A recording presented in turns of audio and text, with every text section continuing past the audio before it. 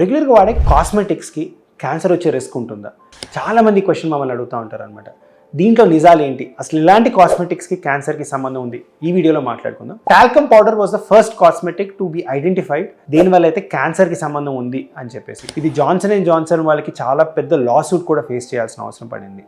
వాళ్ళ దాంట్లో ప్రాబ్లం ఏమైందంటే టాల్కమ్ పౌడర్ అప్పట్లో ఉన్న దాంట్లో ఆస్బెస్టాస్ కంటామినేషన్ ఉండటం వల్ల దీనివల్ల ఓవేరియన్ క్యాన్సర్స్ గణనీయంగా పెరగటం చూసామన్నమాట. అదే కాకుండా యూజ్ చేసే లిప్స్టిక్స్లో, స్కిన్ వైట్నింగ్ క్రీమ్స్లో చాలా కెమికల్స్ ఉంటాయి. లిప్స్టిక్స్లో ప్రత్యేకంగా లెడ్ అని ఒక కెమికల్ ఉండటం వల్ల ఇది కూడా క్యాన్సర్ రిస్క్ని గణనీయంగా పెంచుతుంది.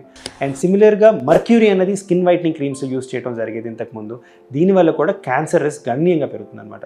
సో చాలా వరకు కాస్మెటిక్స్, పాతకాలంలో వాడే కాస్మెటిక్స్లో క్యాన్సర్ రిస్క్ డ్రాస్టిక్గా ఇంక్రీజ్ అయ్యే అవకాశాలు ఉన్నాయి. కానీ రీసెంట్గా వస్తున్న కాస్మెటిక్స్లో చాలా వరకు ఇవి ఎలిమినేట్ చేయడం వల్ల క్యాన్సర్ రిస్క్ గణనీయంగా తగ్గుతుంది. సో మీరు కొంటున్నప్పుడు కాస్మెటిక్స్లో ఎలాంటి కాన్స్టిట్యూయెంట్స్ ఉన్నాయో చూసుకోండి. దాన్ని బట్టి క్యాన్సర్ రిస్క్ మనం బెటర్గా అసెస్ చేసుకోగలుగుతాం.